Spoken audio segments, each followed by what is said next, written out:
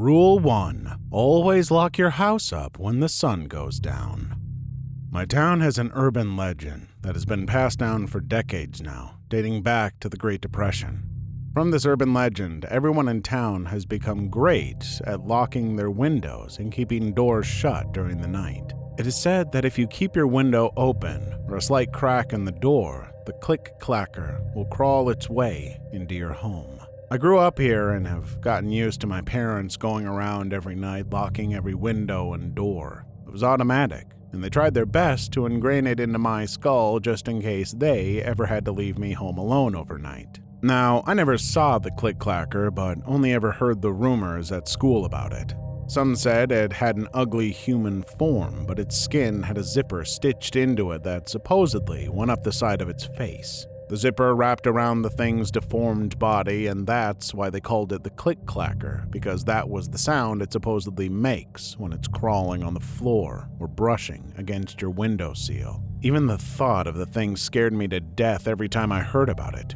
Just imagine skin being held together by a zipper that would clack against the floor as it crawled towards you. Ain't nothing worse than that. My fear of the thing only grew as I got older and got into middle school, where the rumors of the click-clacker grew to such a point that kids were trying to test if it was true or not. However, the police found out about them, and they were all arrested. Their parents were enraged when they found out about their plan because they knew how stupid it was. It's illegal in my town to walk around the streets at night and to also leave open your windows and doors at night because of this stupid urban legend that has everyone so scared. I wish I could go and have sleepovers with my friends, but my parents, in their own words, said, "Don't want to risk it." Again, I've lived here my whole life and made it to middle school without seeing a sign of the click-clacker even once, but my town is filled with paranoia about it. My parents are leaving me home alone tonight because they are going on their first honeymoon without me. Since I'm 14, they think I'm old enough to stay home and know all the rules regarding locking up the house. It doesn't matter how old I am, I'm tired of living in fear of something that the adults could have all easily made up to scare children to not leaving the house at night and making sure to keep everything locked up. Tonight is when I'm going to test to see if this click-clacker thing really is real, and I've been mentally creating a plan to safely do that. If the thing can't break through a simple glass window or wood door to get into a house, then it shouldn't be able to break through the bathroom door, which I plan to be hiding behind. So, when my parents kissed me goodbye in the evening before they drove off, I was already prepared to encounter the beast. With a simple camera, I was going to get proof of the thing, even if it was probably most likely all made up. So that night, as the sun was falling down, I opened up one window that was on the side of the house, but not too much because I didn't want to freeze. Then I set up my camera so it would be able to view the window and record if something crawls through it. After completing these two parts of my plan, I went and sat at the wooden table while eating some frosted flakes. It was then that I heard something slam on the side of the house with so much force the noise caused me to knock over my bowl of cereal. Glancing outside, I noticed that the sun hadn't gone down yet, but nonetheless I ran to the bathroom, slamming the door as I entered. As I intensely listened to the sounds coming from outside, I heard the crunching of leaves and my heart pumped ferociously. I then heard someone knocking on the door. Still scared to death, I shuffled over and opened it to find my neighbor Phil with his hands on his hips. "You left a window open past the required time to close it. Your parents were smart to have me check to see if you locked the place up." "Oh, really? I thought for sure I locked everything up," I said, trying to act innocent. "Well, you need to double check everything just in case, because you never know. Anyway, I wish you well and don't stir up too much trouble with your parents being out and all," Phil said as he turned and walked to his own home. I closed the door, but observed him from across the street for a little bit to see if he was going to come back.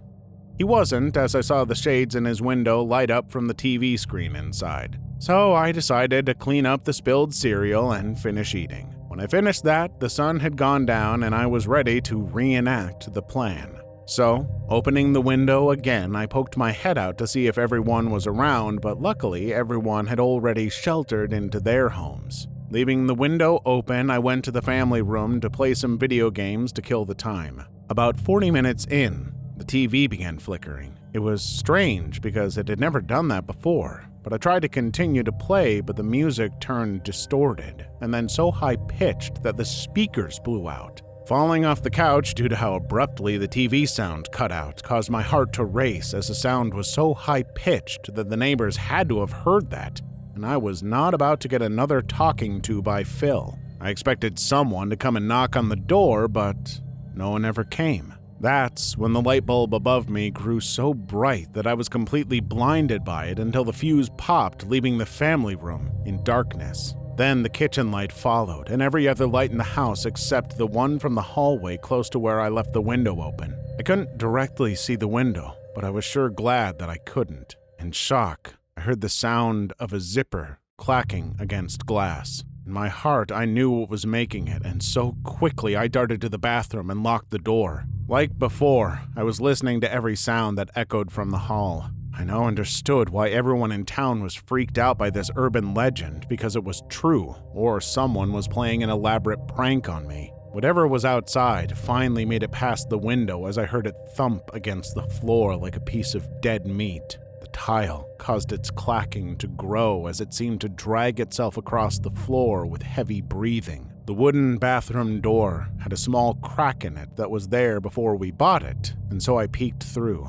I didn't see anything but a sort of pale darkness with a bright white dot in it, but that's when I heard the zipper rub against the door I was next to, creating a terrifying sound. Bouncing back, I realized that thing was looking back at me. I was mentally freaking out as the clacking sounds grew as it tried to break through the door. I jumped in the bathtub and drew the curtains so at least the thing would not be able to see me. All through the night, it was crawling around trying to get to me, traumatizing me to this day of hearing any sharp and subtly pointed sounds. Laying in the tub, regretting everything I've done, I hear the clacking suddenly stop and a scratchy, muttering voice whispered, "You're mine.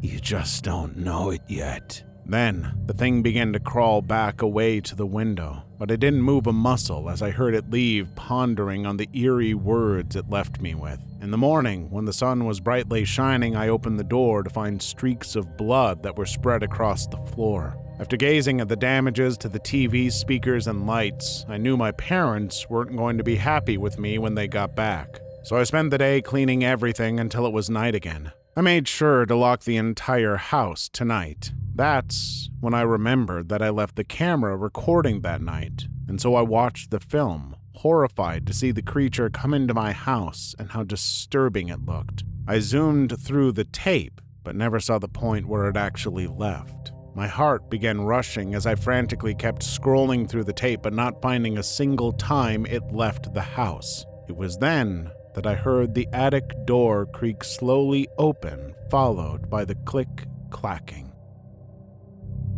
I love a good horror story, and this one gave me a few chills. I really like when horror has the kind of rules you hear in Appalachian folklore, where you need to do simple but specific things to be safe. The description of the click-clacker at first was nice, but I feel like there was a huge missed opportunity to describe it while watching the tape, right before the twist at the end.